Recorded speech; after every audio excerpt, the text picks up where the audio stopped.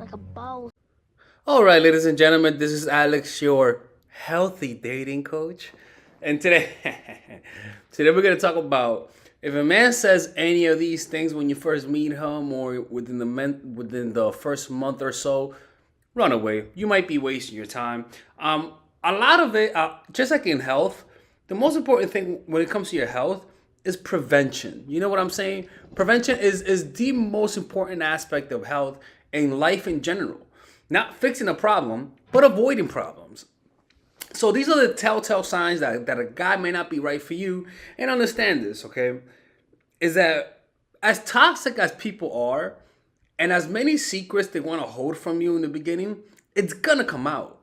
Their unconscious will they need to let go. They need to express those feelings inside, right? It's like if you have a secret.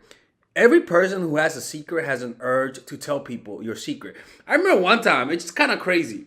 I was in Mexico and I met a few guys at a bar, and I was down to meet friends. Long story short, they were telling me how it's kind of crazy, man. They were telling me how sometimes in Mexico they would meet women who were 15, 14, and they were just joking about it. And they told me when they were drunk, right? And I'm looking at them, I'm laughing, but I'm like, what the fuck? Does he know what the hell he's telling me? Like, goddamn, you idiot. But the reason why they were telling me is because they feel guilt. And they need to somehow express it, right? I know that's a dark thing, but the point is that people they're always going to leak out information about their character, about their secret desires, about their secret, about their dark side. It will always leak out. We're just not paying attention. You know, like if you notice any friends of yours who were toxic, who were narcissists, who you end up knowing that they were narcissists, most likely they told you in the beginning. You just didn't know. The thing is that when people have negative traits about themselves or when they have secrets, for some reason, human nature, they need to tell somebody. It's a burden. It's a fucking burden. And the way that you know is that if they don't tell somebody, their unconscious will process it for them, and they'll start having dreams about the fucked up things they did, or even though their conscience will be so heavy on them that they'll need to tell somebody. That's why you have the Sopranos. You have Tony Soprano who goes to a therapist because he needs to tell somebody the things he can't talk about with somebody else, right? Anyways. By the way, we're having 50%, 50% of all of my courses today and tomorrow using the coupon code New Year's. So if you want to purchase all of my courses except Nice Girl, which is going to be available to purchase tomorrow, finally, you could purchase it. You could use the coupon code New Year's for all of my courses. Purchase it, or I'm closing the channel. Don't do that. So the first thing is this. If a guy tells you he's not over his ex, that's a red flag. Now, most guys won't tell you that, right? Not most guys. Some guys will be honest with you. But some guys will not tell you that. The guys who will tell you that they're not over their ex are the guys that when they meet you, they don't have chemistry with you. But over time, they're going to end up liking you. But those guys are the best because they'll tell you what they'll tell you about their dating life. This is the thing, is that when a guy meets you and he automatically feels chemistry, they won't tell you that they're not over their ex. But you know how those relationships that when you meet them at first, you don't like them too much, but over time you actually end up liking them, right? That's what I'm talking about. Some guys in the beginning will tell you that they're not over their ex. They'll tell you how they got dumped, how maybe they got cheated on and stuff like that. And how they're still attached to that person. Now the guy might not have to tell you that he's not over his ex, but if you notice that that bitch did some fucked up shit to him, most likely he's not over her. Especially if it was recently. Never try to compete with an ex. If a guy's not over his ex, I would recommend you move on, because when he's with you, he's gonna be fantasizing about you. Those little moments when he just like dazes off, like he's like, oh, sorry. He was having flashbacks to that ass. He was imagining what it was to be with her, or even worse, if you actually kind of look like her, when both of you guys will have sex, he's actually gonna even fantasize he's doing it with her. You may not believe me, but trust me, that's how some guys like. That's how they deal with those traumas, and that's why people end up dating the same looking person. To be honest with you. So that's one thing. If he's not over his ex, it's better off to just find somebody who's over their ex. Like it's like rather than get a fucking rescue puppy who's traumatized and will have PTS dog, get a dude who's like a brand new puppy, a dude who's not over his ex. It's just much better. Second, always busy. If he tells you he's always busy, if he tells you that he works a lot, he doesn't have a lot of time and stuff like that, it's better off. Or even worse, if he tells you he lives far away from you and he actually has to come to his job. The point is that if he's busy, or if he's unavailable in terms of distance, if he lives far from you, it's better off not to make it work. Because look, man, first of all, the distance part is that humans naturally end up being with people who live close to them. Like those relationships, the people who live close to each other, those relationships work out the most. So just by that, you increase the likelihood. Avoiding guys who live far away from you. I'm sorry. Second thing is that guys who are always busy, they're always going to use that as an excuse to not see you, as an excuse to maybe even cheat on you, as an excuse to maybe even have another girl next to him, as an excuse to not bond with you emotionally, right? It's better off you just avoid the guys who from straight on tell you they're always busy. Like doctors, as good as it is, or even an NBA player who's always traveling, it's not compatible for intimacy. I'm sorry, as high value as they are, it's not compatible.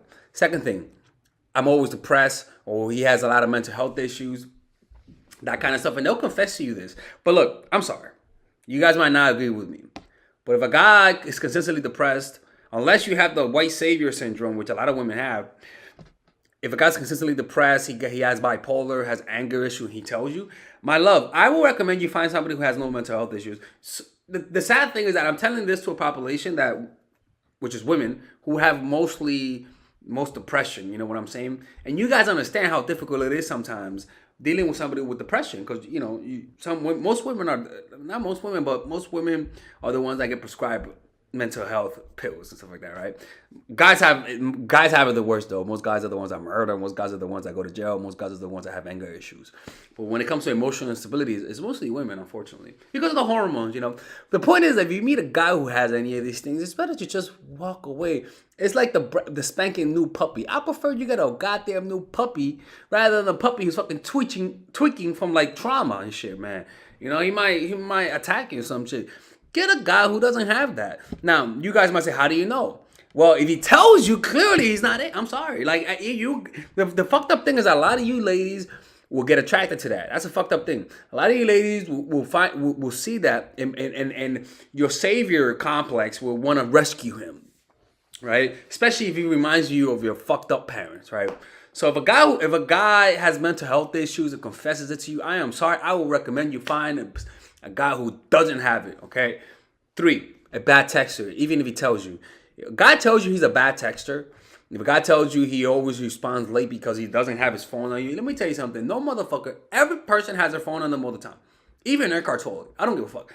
If a guy tells you he rarely has his phone on him, he's just planting the idea that he's not gonna text you that much.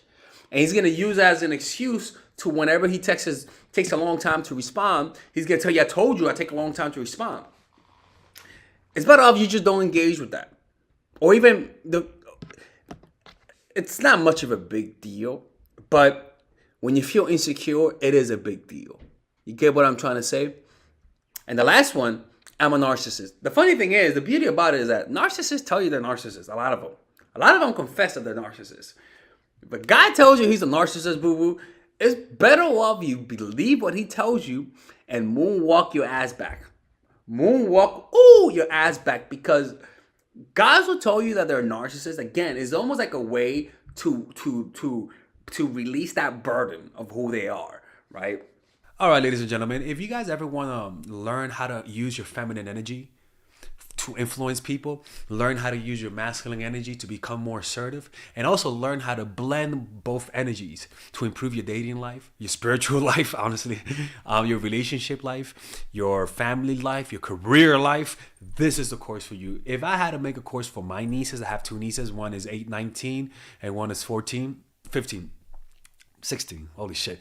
Oh my God, he's a bad fucking uncle. He's a bad uncle. Get him. Shut up, Melissa. You should get this course, right? And this is the course that I will make for them. So, for example, watch the curriculum, right? In the first week, we're going to be showing you how to establish a strong masculine foundation. without letting it hurt your feminine energy. This masculine foundation is a source of who you are, right? It's your bodyguard. Without this, whatever feminine energy you create will be destroyed by the outside, because your masculine is your shield. So we'll talk about goal setting. We'll talk about how to develop a serious attitude. We're gonna be talking about how to use more logic, how to use more goal-oriented behavior. It's more how to be a man. Now the next one is how to embrace the feminine energy, right? This one would teach you about how to minimize excessive masculine traits, developing self-awareness, healing abundant feminine energy, regulating your emotion, mastering voice qualities and facial expressions, surrendering control, and allowing pain to be felt. This is honestly, this will supercharge, like Kaioken, your masculine energy. After that, we have femininity in the workplace, and how to be feminine in the workplace without letting people take advantage of you, and the nuances of how women of power should behave versus women who are subordinates in the workplace, and even the dress code. This is based on psychology, people. It's kind of insane. I'm actually excited about this one. The next week, we talk about navigating the labyrinth of male and female friendship, and this a lot of women find confusing, so we talk about that.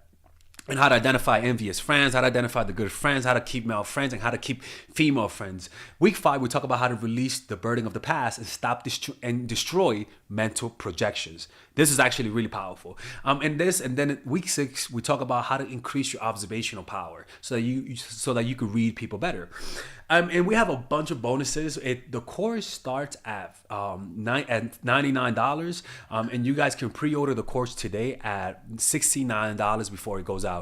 If you're watching this, most likely I'm in the meditation retreat, so most likely I will be praying for all of you guys. And just click on the description down below of the video. Right there, you'll see it, and you can pre-order that course. It's gonna be out by the end of next month or the beginning of February of March. One of the two, people, because I have a 10-day retreat to do, and I want to finish the course after the retreat, because I think the ideas are gonna be so much better. All right, man. I'll see you guys later. Pre-order, man. I'm closing the channel.